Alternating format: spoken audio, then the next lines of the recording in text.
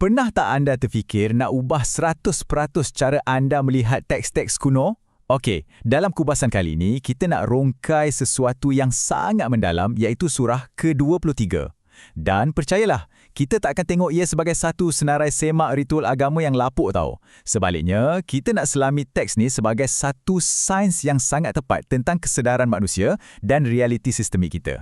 Sama macam bila kita nak faham sebuah pelan seni bina, kita akan pecahkan teks ini secara sistematik kepada 5 bahagian. Kita mula dengan melangkaui ritual, kemudian seni bina kesedaran, biologi dan reka bentuk kosmik, perangkap sektarian dan akhirnya matematik akibat. Jom kita mulakan. Masuk ke bahagian pertama, melangkaui ritual. Kat sini, kita nak pecahkan satu mitos sejarah yang sangat besar tentang teks panduan kuno. Benda ni betul-betul ubah perspektif kita tau. Selalunya kita akan fikir yang teks kuno ni sekadar minta kita buat ritual yang diwajibkan untuk dapat tiket ke syurga kan, macam senarai semak. Tapi sebenarnya tak. Panduan yang sebenar ini adalah satu pelan tindakan yang aktif. Ia adalah struktur untuk anda bina psikologi dalaman dan etika sosial anda secara praktikal. Sebagai contoh, teks ini mendefinisikan kejayaan menggunakan perkataan aflaha. Akar katanya bermaksud membajak, menanam atau memecahkan tanah liat, sama macam seorang petani. Maksudnya, kejayaan tu bukanlah trofi statik yang jatuh dari langit. Ia adalah hasil tuaian organik. Anda mesti bajak minda dan tindakan anda berpeluh dan sentiasa berusaha untuk menanam kebaikan. Seterusnya, bahagian kedua. Di sinilah yang paling menarik. Bila teks ini menggariskan anatomi yang tepat untuk membina kesedaran minda ni. Ia bagi kita satu kerangka psikologi yang sangat mantap. Pertama sekali, khusyuk iaitu hubungan yang fokus dan rendah diri. Kedua, mereka jauhkan diri dari lahu. Maksudnya diorang tak bazir tenaga pada benda yang tak bermakna, macam asyik scroll media sosial je tanpa henti. Ketiga, zakah untuk pertumbuhan sistemik yang berterusan. Seterusnya, hafizun, di mana mereka sangat proaktif menjaga kapasiti dan sempadan diri. Dan akhirnya, rua'un, orang yang berani menggembala dan menjaga amanah. Nampak tak? Ini semua tindakan aktif, bukan cuma berpeluk tubuh. Masuk bahagian ketiga, biologi dan reka bentuk kosmik. Nak buktikan yang semua ni bukan sekadar ilusi rohani yang terawang-awang, kerangka psikologi tadi sebenarnya diikat terus pada undang-undang fizikal ciptaan alam. Teks ni bawa kita menelusuri evolusi biologi yang sangat klinikal. Daripada parti tanah liat jadi setitik air, kemudian alaqah atau entiti yang melekat. Selepas itu mudghah iaitu ketulan, sampailah terhasilnya ciptaan makhluk yang sedar. Apa mesejnya? Perkembangan mental dan dalaman kita mesti melalui proses berstruktur yang sama tepat macam mana biologi tubuh badan kita berkembang. Dan tengok macam mana ia kembang dari mikrobiologi dalam rahim ke tahap makro alam semesta. Teks tu sebut tentang penciptaan 7 jalan atau track atas kita. Ini menunjukkan realiti kita ni dibina atas landasan sebab dan akibat yang sangat jitu. Alam semesta kita ni langsung tak pernah leka tau. Ia sentiasa memantau dan bertindak balas secara berterusan terhadap segala perbuatan kita. Tapi persoalannya sekarang di bahagian keempat. Kalau sistem tu dah direka sesempurna tu, kenapa masyarakat manusia sentiasa asyik berpecah dan musnah?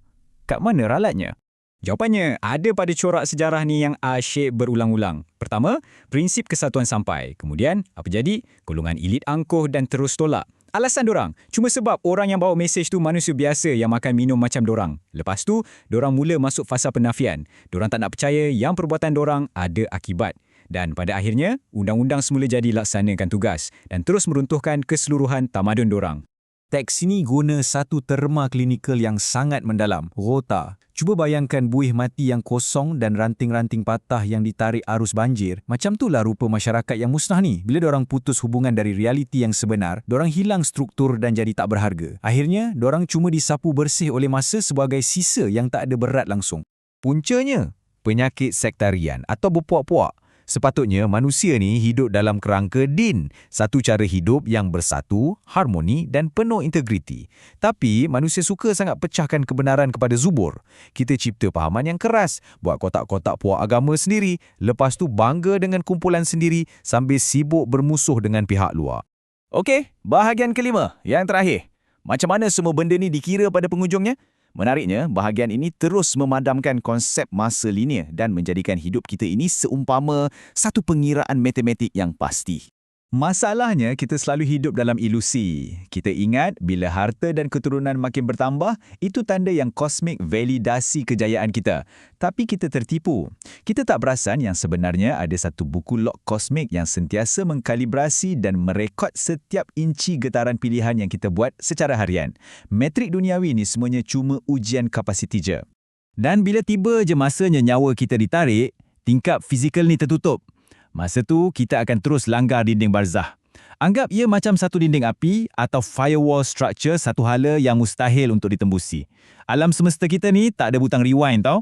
Waktu tu, apa sahaja tahap kesedaran yang anda dah bina sepanjang hayat anda, ia akan kekal selama-lamanya.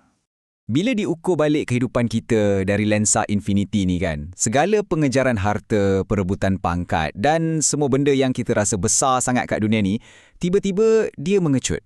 Semuanya cuma akan terasa macam tempoh masa satu hari sahaja. Atau entah-entah rasanya cuma macam satu fasa kecil dalam sehari itu je. Ini membawa kita kepada satu amaran dan pertanyaan yang tak boleh kita lari darinya.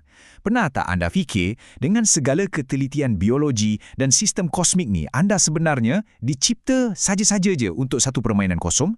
Adakah anda rasa yang anda tak akan dipanggil semula untuk dipertanggungjawabkan atas segala-galanya?